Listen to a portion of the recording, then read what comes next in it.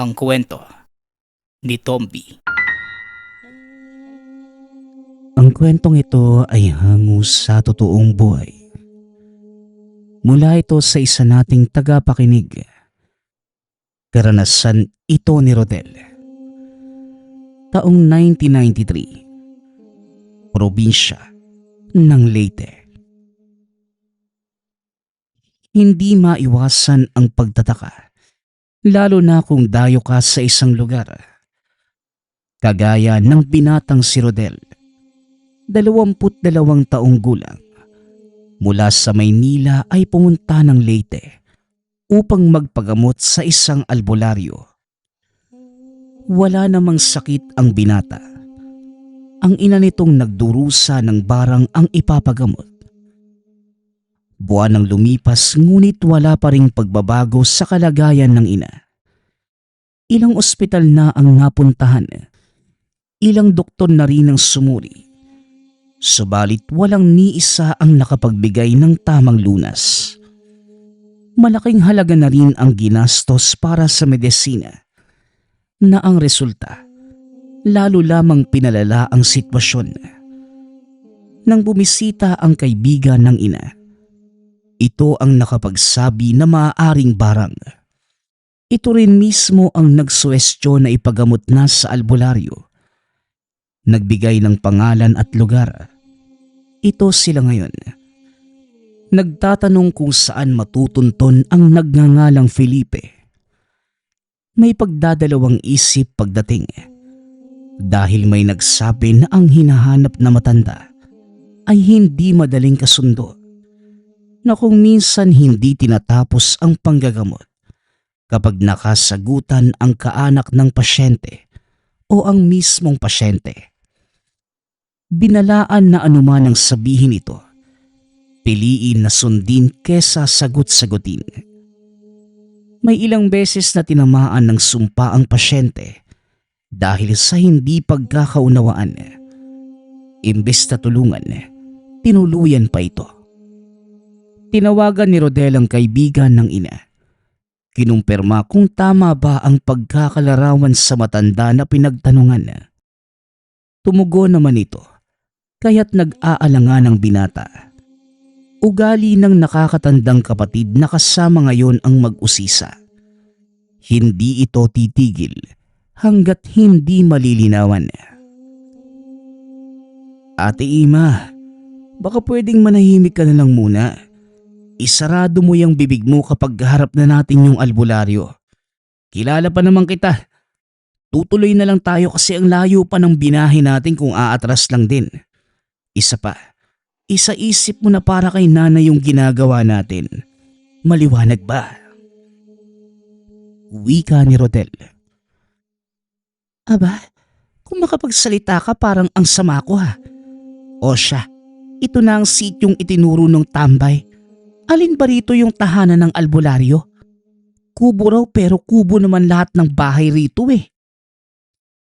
Tugon ni Ima. Nilinga ng binata ang paligid. Sinuri ang bawat bahay. Hindi naglaon ay natukoy ang tahanan ng albularyo. Ang sabi ng pinagtanungan sa daan, merong bungo ng ibon at pusa sa bukana ng bakod. Pagkalapit doon, walang sagot mula sa loob. Nakailong ulit sa pagtawag kaso nga lang, parang wala namang tao. Hindi nagtagal, umandar na ang pagkamaldita ng kapatid. Ayaw nito ang maghintay at masyadong mainipin. Dumampot ng bato at kinalampag ang bahagi ng bakod na yari sa yero. Kagad naman itong pinatigil bago makabulabog. Subalit naagaw na ang atensyon ng albularyo. Malakas at buong boses ang nagpatigil sa magkapatid. Pati ang ina na nakaidlip ay nagising. Lumabas mula sa kubo ang isang matanda. Magulo ang mahabang buhok. Gayon din ang bigote na namumuti. Sa tansya ni Rodel, 80 taong gulang na ito. Matagal nang tahimik ang lugar na ito. pero binubulabog ng mga dayo. Ano bang sadya nyo at kailangan pang kalampagin ng yero? Napakaiingay nyo. Wika ng matanda. Nandyan lang pala kayo. Ang tagal nyo pang sumagot. Magpapagamot ho kami. May nambarang sa nanay ko eh. Wika ni Ima na para bang may halong inis sa boses. Hindi ko gusto ang tabas ng dila mo, Iha. Sino ka ba sa inakala mo? Ayusin mo ang tono dahil mas matanda sa iyo ang kaharap mo. Tugon ng matanda. Sinita ni Rodel ang kapatid na inirapan ang matanda. Ang binata na lamang ang nakipag-usap. Magandang araw po sa inyo, Manong. Ikaw po ba si Mang Felipe? May nakapagturo po sa amin na mahusay kayo pagdating sa panggagamot ng barang eh. Itong nanay kasi namin, biktima po siya eh. Nagbabaka sakali lang na matulungan nyo kami. Ako po pala si Rodel. Itong ate ko naman po si Ima. Wika ni Rodel. Magkapatid kayo. Baka ampun niyang babae. Ang bait mo. Halata sa boses at galaw. Samantalang yung isa ay parang pinaglihi sa demonyeta. Ang nanay mo, tama, biktima ng barang. Mamanarangan ng uri ng sumpa at iilan sa laman ng nanay nyo, nabubulok na. Kaunti na lang din ang oras niya kaya mainam siguro na magpaalam na lamang kayo. Wika ni Mang Felipe. Kunot noong tumitig si Rodel sa albularyo. Hindi malaman kung sinasadya ba ang pagsabi o nagbibiro lang. Ngunit nang makitang seryoso ito, napahugot ng hininga ang binata. Manong, hindi ganyang klase ng tulong ang pinunta namin dito. Sabihin niyo na lang po kung tutulungan niyo kami o hindi. Alis din po kami anuman yung desisyon ninyo. Wika ni Rodel. Tumitig ang albularyo sa ina nila na nakasakay sa wheelchair. Hindi naglaon. Maluwag na binuksan ang pinto para maimbitahan sila papasok. Walang mapagsidla ng tuwa ng binata. Naglalaro sa isipan ang ideya na gagaling ang ina. Tahimik itong pinanood ang pagsuri ng albularyo. Naghanda ito ng batya na binuhusan ng dinurog na bagay ang tubig. Ibinabad ang bimpo at pinatong sa noo. Nagsindi ng insenso. Itinusok ang daliri. Kinuhanan ng kaunting dugo. Pagkatapos, nagsimulang magsambit na mga kataga. Kinapa nito ang bahagi ng katawan na nagkulay lila. Bilog na tila tanda ng bubog. Bahagyang napaaray ang pasyente. Nang diinan ay may lumabas na uod. Bawat parte ay meron. Isa-isa itong inalis. Dito napansin ni Rodel na unti-unting nakahinga ang ina. Kakaiba talaga ang mga mamanarangan. Maliit na uod. Pero kayang bulukin ang laman ng tao. Sasabihin ko na lang para sa kalaman nyo. Maaalis ko ang barang. Pero ang pagkabulok ng parte ay hindi na may babalik sa normal. Hindi ako salamangkero na isang salita lang. Mapapalitan ng bago ang mga luma. Wika ni Mang Felipe. Anong sabi mo? Ang sabi mahusay katapos ganyan? Anong klaseng albularyo ka ba? Tanong ni Ima. Yang dila mo talaga ano? Kakasabi ko lang na maaalis ang sumpa ng barang. Pero ang pagbabalik normal ng napinsalang laman ay hindi na. Uulitin ko para malinaw.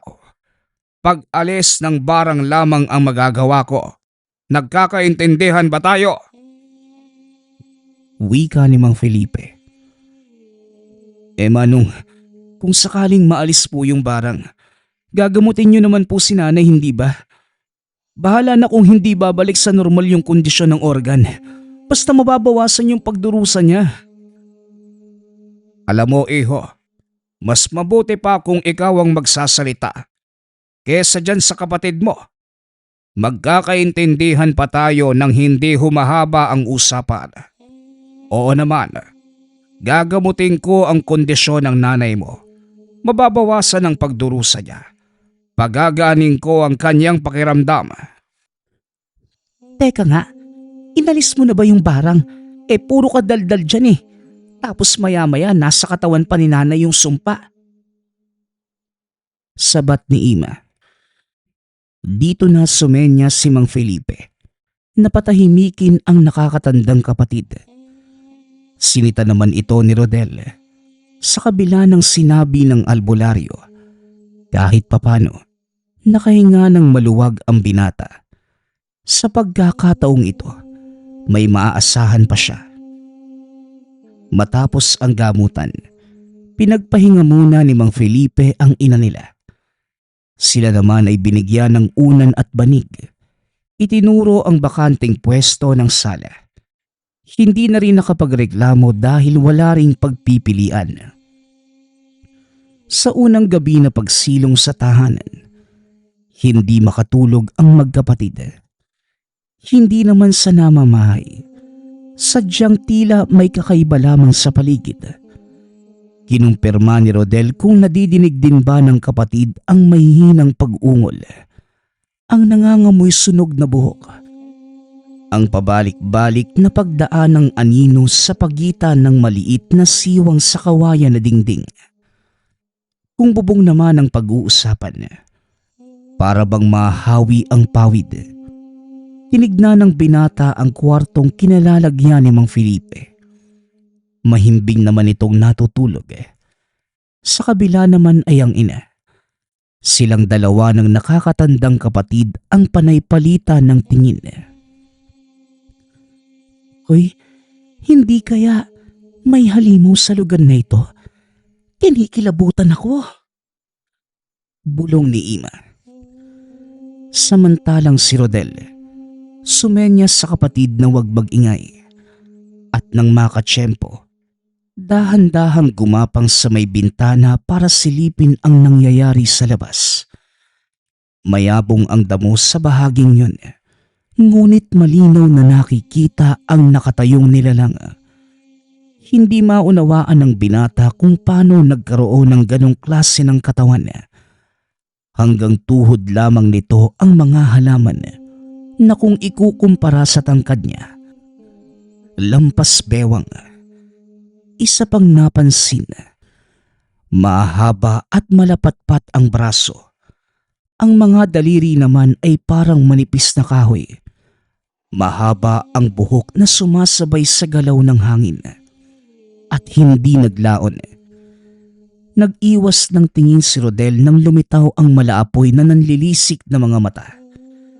Nagmamadali sa paggapang, pabalik ng higaan, sabay talukbong ng kumot.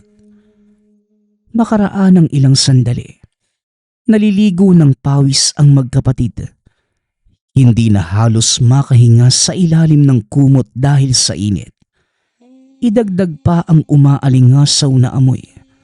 At hindi nagtagal, madidinig ang ingay na parabang pintong sumasayad sa sahig. Dahan-dahan, nakakakilabot. Sinundan pa ito ng mahihinang pagtawa at matinis na boses. Inakala ng dalawa na sila lamang ang nagdurusa sa mga kababalaghan. Hindi pala. Umalingaw-ngaw ang boses ni Mang Felipe, sabay kalampag ng bakal. Malakas ang boses habang nagmumura. Pinapakitang galit. Binuksan ang bintana at hinagis. Binasag ang mga bote ng alak. Ang gasera sa tabi ay hinagis na rin. Punyeta! Sige, subukan mong lumapit. Tatantarin kita ng pinong-pino. Anong oras na nang bubulabog ka pa rin? Nagpapahinga yung tao pero mapanghas ka. O sige, lumapit ka nang magkasubukan tayo. Banta ni Mang Felipe. Tahimik ang paligid ng mga oras na yon kaya't umalingaw-ngaw sa buong dako ang boses ni Mang Felipe. Malutong ang pagmura. Sunod-sunod na tila sukdulan ang galit sa mundo.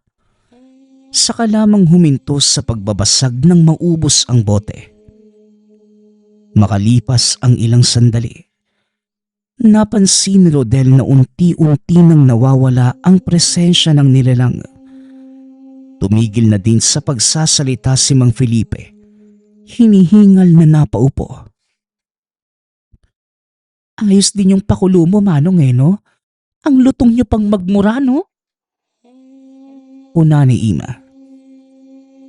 Alangan naman, nandyan na yung aswang sa labas. Ano ba gusto mong gawin ko? Imbitahan ko sa tahanan ko. Ganon. Kayo naman, walang magagawa ang pananahimik. Minsan magiging dahilan pa ng pagkamatayan. Kapag may napansin kayong ganon, murahin nyo kagad. Sabihin na kilala kahit hindi naman. Pakitaan ng tapang dahil kahit papano, matatakot pa rin ang aswang. Tugon ni Mang Felipe. Ano bang malay namin sa aswang-aswang na yan? Wala nga ganyan sa lugar namin Kaya ayaw kong magpatuloy ng dayo, lalo na yung tubong syudad.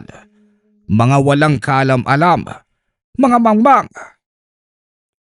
Manong, maraming salamat po. Kung hindi dahil sa inyo, parang hindi luluba yung aswang na yun O siya, bumalik na lamang kayo sa pagtulog. Susuriin ko lang ulit ang nanay nyo. Baka may pinuslit ang nilalang. Huwag na kayong mag-alala. Hindi na babalik yung aswang na yon. Wika ni Mang Felipe. Dito lamang nakampante ang magkapatid. At nagtiwala rin kay Mang Felipe dahil isa itong albularyo. Kinabukasan, nagising sila na nagkamalay ang ina. Maayos na ang pagsasalita. Nagagawa na ring iunat ang katawan. Magaan ang pakiramdam kumpara noong nagdurusa na hindi halos babangon sa higaan. Nakakapaglakad na rin ito ngunit hindi na muna pinakilos ni Mang Felipe dahil baka mabinat at mabigla ang katawan. Nang hinalungkat ni Rodel ang pinagbihisang pantalon para kuhanin ang pitaka, natigilan dahil wala na ito. Nagtataka dahil butas ang bulsa. Saktong mahuhulog ang laman. Dito naalala ang siksikan pagbaba ng sasakyan. Puro lalaki ang lumapit sa kanya. At dito lamang napagtanto na mandurukot pala ang mga lalaking yon. Nahihiya itong humarap kay Mang Felipe. Manong, magkano nga po yung ibabayad namin? Pasensya ka na po, may kaunting problema Nawawala po yung pitaka ko. Wika ng binata. Sabay lahad ng pantalon na butas ang bulsa. Natawa naman si Mang Felipe at ayon dito. Hindi naman siya nagpapabayad. Ang sa kanya lang, makatulong ka sa nangangailangan. Kaso para naman sa binata at sa ina nito, nakakahiya kung aalis sila na walang inaabot. Ano naman ang ibabayad nyo, Aber? Nawala nga yung pitaka nyo, hindi ba? Huwag nyo nang alalahanin yon. Hindi talaga ako naniningil. Sandali. Iniisip nyo ba na baka ibalik ko ang sumpa pagkalis nyo na walang bayad? Nako, hindi yan mangyayari.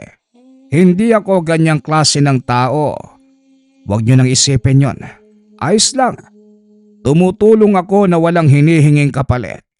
Yan ang pagsisilbi ko bilang albularyo. Wika ni Mang Felipe. Manong, nakakahiya po kasi. Ginawa niyo ang lahat para alisin ang sumpa sa akin. Tapos hanggang pagpapasalamat lamang ang maibabalik namin sa'yo. Huwag po kayong mag-alala. Gagawan po namin ng paraan para makapagbayad sa inyo. Wika ni Nanay Len. Mahigpit ang paghindi ni Mang Felipe ngunit ang mag-ina ang makulit. Ayaw umalis ng tahanan na hindi nakakapagbayad. Sakto naman na anihan na sa susunod na linggo, kaya't ito ang naisip ng binata. Tutulong sa paggapas ng mais at iba pang produktong sakahan ng matanda. Wala ding nagawa ang albularyo kundi pumayag. Sa pamamalagi sa tahanan ng matanda, napatunayan na sa kabilang banda, mali ang pagkilala ng mga tao dito. Oo, nariyan ang kagaspangan ng ugali, ngunit hindi maikakaila ang kabutihan ng loob. Nasaksihan mismo ni Rodel ang malasakit nito sa kapwa, lalo na kapag may pasyenteng isasalba. Lingid sa kalaman ng karamihan kung ano ang kayang gawin ng nasa larangan para lamang sa pasyente. Hindi lang karunungan ang binubuwis, kundi maging ang buhay. Isa sa nakakamanghang bagay kay Mang Felipe, hindi ito napapagod. Halos isahang buhat ang sako-sako ng inaning mais. Nagsimula sila na madaling araw. Gabi na natapos, ni hindi nga napansin na pinagpawisan. Ayusin mo naman ang paghawak ng sulo, bata. Madudulas ako nito sa'yo eh. Wika ni Mang Felipe, para maalis ang tingin ng binata. Pasensya na po kayo. Hindi po ba kayo napapagod? Buong araw ka na pong nagtatrabaho sa bukirin. Gabi na nga tayo nakauwi. Tapos ngayon naman, dediretso tayo sa susunod na gagawin. Hindi po ba uso sa iyong magpahinga? Tugon ni Rodel. Nasanay na lang ako sa ganitong buhay. Ganito na simula pa pagkabata hanggang tumanda. Nasanay lang ang katawan ko. Ikaw, baka gusto mo munang magpahinga? Mamaya po siguro, Manong. Nakakaya ko pa naman po yung antok eh. Siya nga po pala, sino-sino ba yung may-ari ng mga bahay sa paligid? Ilang araw na kami dito pero wala akong napansin na may ibang tao eh. Abandonado na po bang mga yan? Tanong ni Rodel. Tahanan na mga kapatid kong nauna sa kabilang buhay. Ako ang bunso, kaya ako na lamang din ang natirang buhay. 80 taon na rin ako, bukang malapit na ring sumunod. Tugon ni Mang Felipe. Nagulat ang binata dahil tama ang pagkakahula sa edad nito. Namangharin dahil sa kabila ng edad, hindi gaanong kulubot ang balat. Yung tipo na hindi tugma ang pisikal na anyo sa edad. Nagpatuloy sila sa trabaho. Tinulungan si Mang Felipe sa pagbabalat ng mga mais. Hindi na malayan ang oras. Napagtanto na lamang sa pagtilaok ng mga manok. Tumigil saglit para magpakulo ng tubig. Habang nagkakape, nasa labas ng bintana ang tingin ni Rodel. At hindi naglaon, nagulat nang makita ang nilalang sa matayog na puno ng nyog.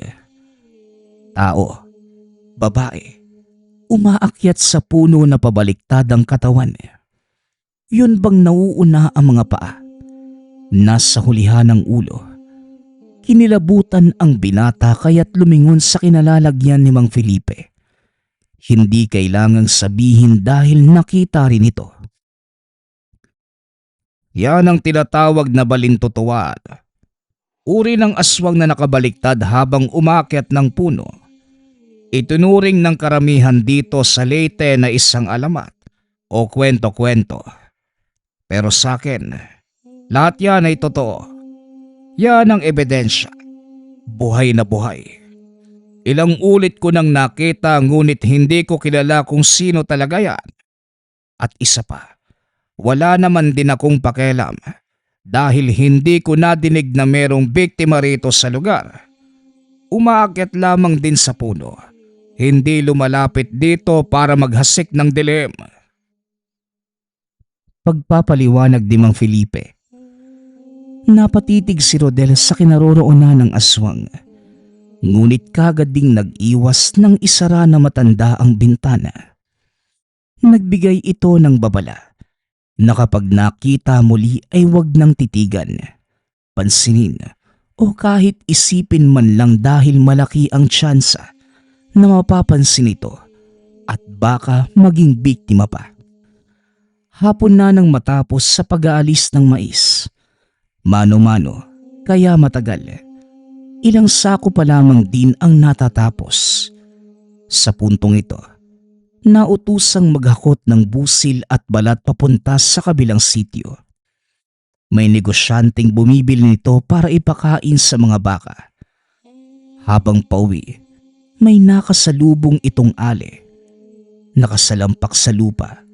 Nakasunod ang tingin sa binata.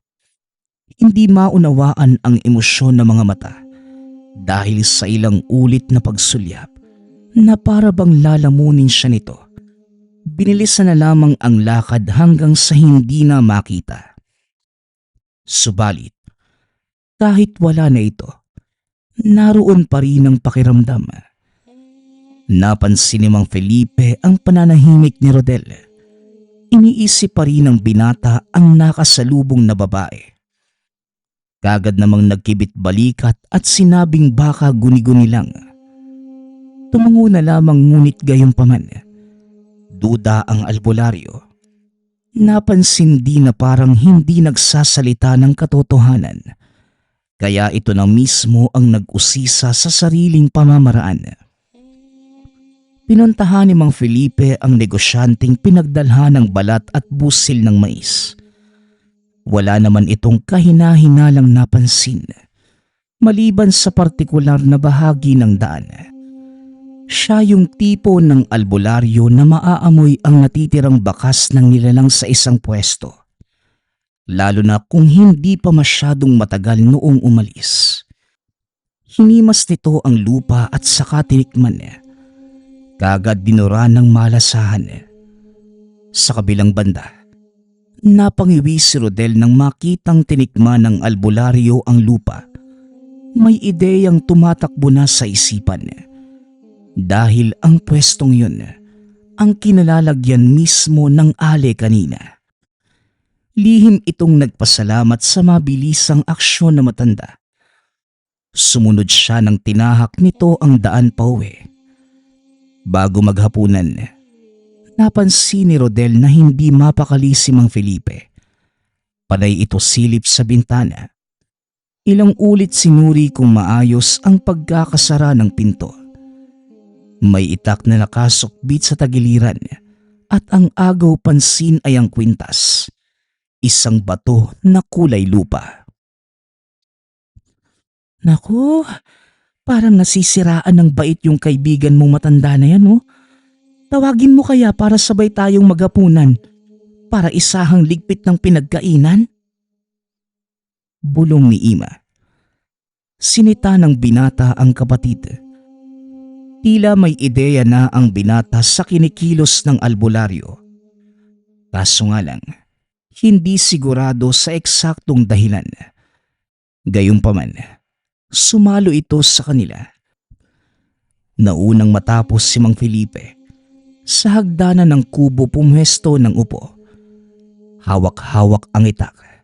Bumubukha ang bibig na para bang may binubulong sa hangin. At hindi nagtagal, dumakot ng lupa at tinikman. Nagmamadali sa pagsindi ng mga sulo. Itinarak palibot sa tahanan. Nagbaon din na matulis na kawayan. Ang kilos na ito ang pinagtataka ni Rodel. At isa pa, wala itong sinasabi sa kanila. Manong, magtatanong lang po sana ako. Ano po bang nangyayari? Bakit nagsindi kayo ng sulo palibot ng bahay? Ano po talaga yung meron? Tanong ni Rodel. Iho, siguraduhin mong nasa loob lang kayo ng kapatid at nanay mo. Anumang ingay ang madinig mo mula sa labas, Huwag mong papansinin. Huwag mong pakikinggan. Magbingi-bingihan kayo kumbaga. Huwag din kayong magbubukas ng pinto o bintana. Kahit boses ko pa ang madinig ninyo. Nagkakaunawaan ba tayo? Tugon ni Mang Felipe. Po, bakit naman? Ano po ba talagang meron? Yung aleng nakasalubong mo kanina, iyon ang balintutuwad. Sinabihan na kita na huwag mong tignan sa mata, huwag mong papansinin, pero sa nararamdaman ko parang lumabag ka. Hindi kita sinisisi. Nasaan yung tao kasi yung kaya marahil wala kang ideya? Tandaan mong mabuti ang sinabi ko. Sa loob na lang kayo. Magbingi-bingihan anuman ang madidinig dito sa labas. Hindi nyo kailangang magbukas ng pinto dahil ako mismo ang gagawa kapag tapos na ako. Babala ni Mang Felipe. Hindi nakapag-usisa ang binata nang isara na matanda ang pinto. Nanlamig ang katawan sa salita nito.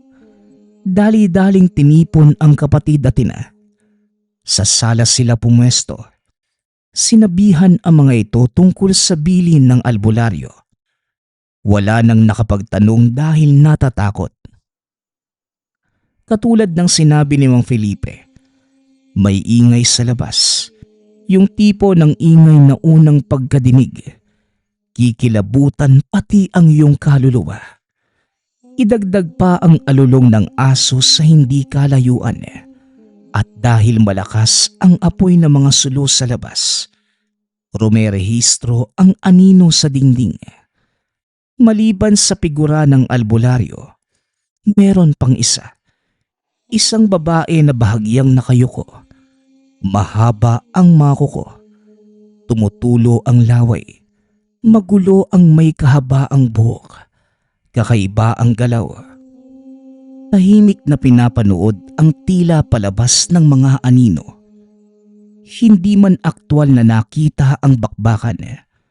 Sa pamamagitan ng rumerehistrong anino, may ideya sila sa kaganapan. Malupit ang galawan ni Mang Felipe. Hindi may kakaila ang bilis ng nilalang. Ngunit nauunahan ito na matanda sa lahat ng pagkakataon. Susugod pa lamang ito. Sinasalubong na ng pag-atake. Ilang ulit nagpaula ng kalmot ngunit lahat ng yon ay naiwasan.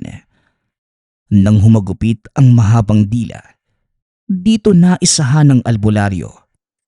Naguguluhan din si Rodel dahil ang dila nito ay hindi naman umaabot sa kinalalagyan na matanda. Ngunit base sa kilos, mayroong sumasakal. Hindi nagtagal. Iginalaw ng nilalang ang dila. Kasabay nito ay ang pagtilapo ni Mang Felipe.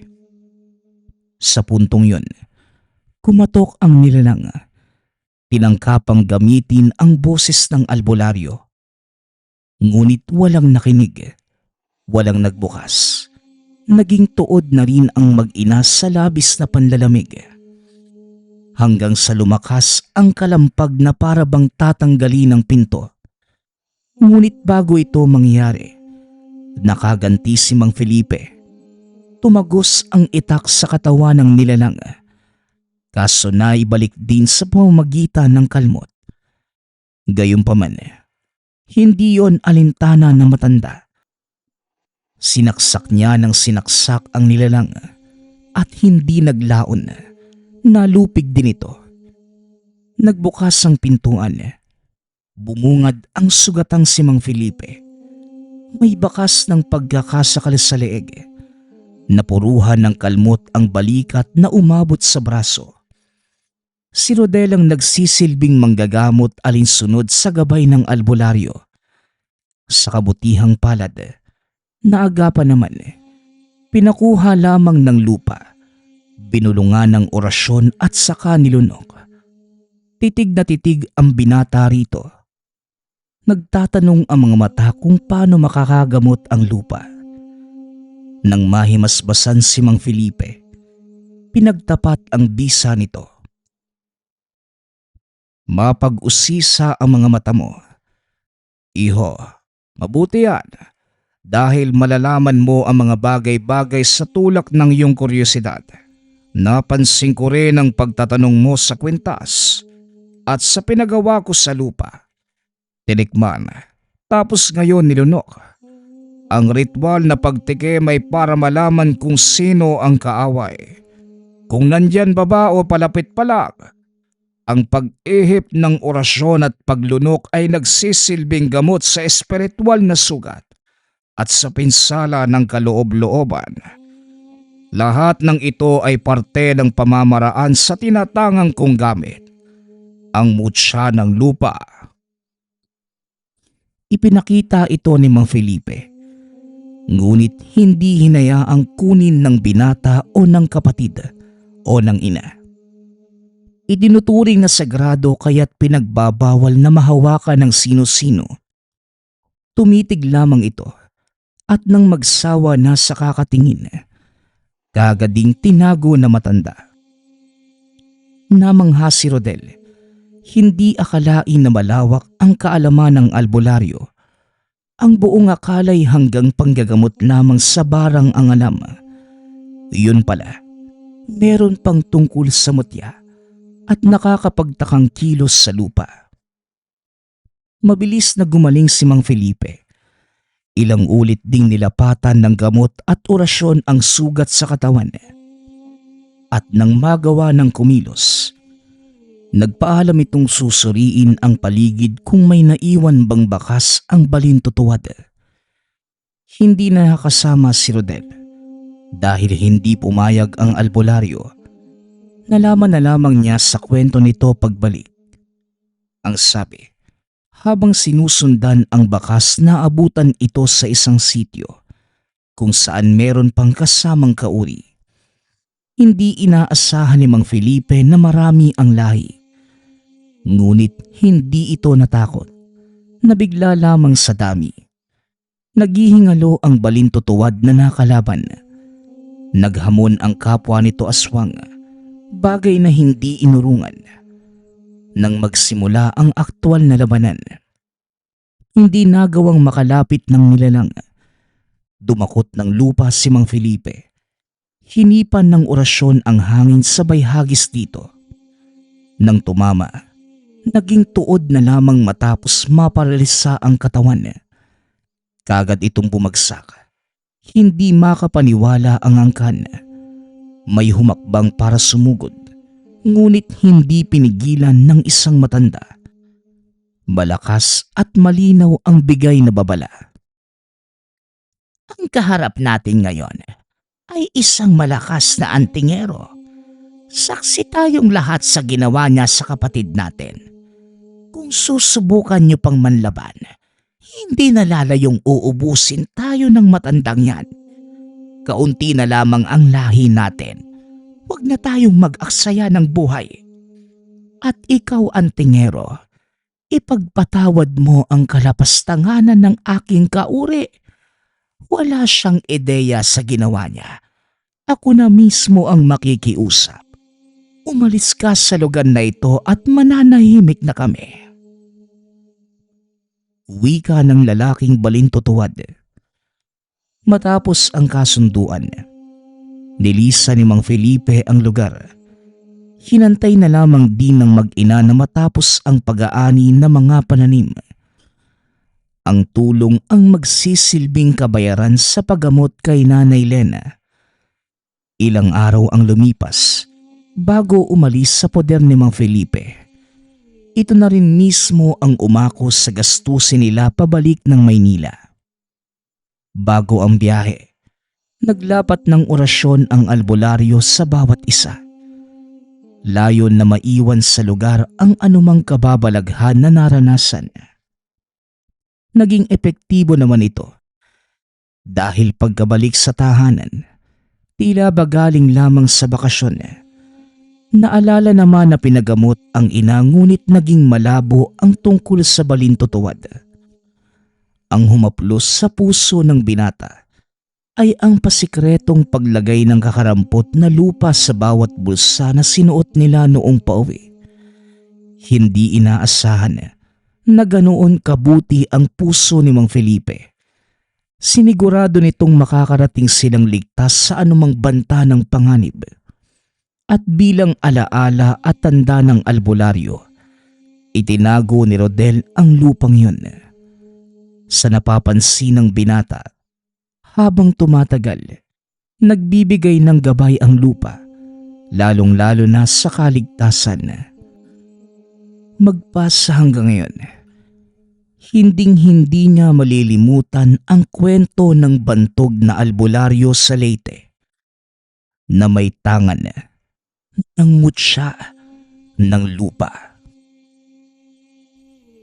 Nagpapasalamat nga pala ako sa lahat ng sumusuporta sa ating channel. Nawa ay patuloy niyong suportahan at pakinggan ang ating mga kwento. Hanggang sa muling pakikinig. Paalam.